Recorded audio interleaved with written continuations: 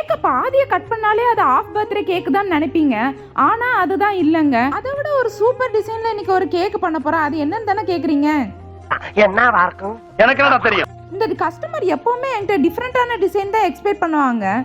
அப்படிதான் அன்னைக்கு ஒரு நாள் கஸ்டமர் கால் பண்ணி, சிஸ்டர் எங்க அக்கா பசங்க நாளைக்கு ஊர்ல இருந்து வராங்க, அவளுக்கு சாக்லேட் கேக்னா ரொம்ப பிடிக்கும், பர்த்டே வர்றதுனால அவளுக்கு சாக்லேட் ஃபிளேவர்ல கேக் ஒன்று பண்ணிருங்க, அவளுக்கு பட்டர்ஃப்ளைனா ரொம்ப பிடிக்கும், அதனால பட்டர்ஃப்ளை தீம்ல ஒரு கேக் பண்ணுங்க சிஸ்டர்னு சொல்லியிருந்தாங்க.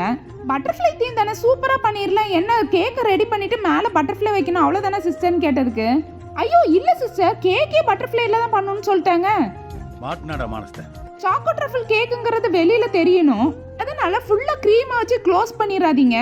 ஆனா பட்டர்ஃப்ளை டெக்கரேட் பண்றதுக்கு நல்ல கலர் கலரா க்ரீமை மட்டும் யூஸ் பண்ணி டெக்கரேட் பண்ணுங்க சிஸ்டர்னு சொல்லியிருந்தாங்க. சாக்லேட்னா அந்த பொண்ணுக்கு ரொம்ப பிடிக்கும், அதனால கேக்கு மேல ஜெம்ஸையும் ஹோம்மேட் சாக்லேட்டையும் வச்சு கேக்கரை ஃபுல்லா டெக்கரேட் பண்ணிருங்க சிஸ்டர்னு சொல்லியிருந்தாங்க. இப்போ கேட்ட மாதிரியே சூப்பரா ரெடி பண்ணிட்டேன்.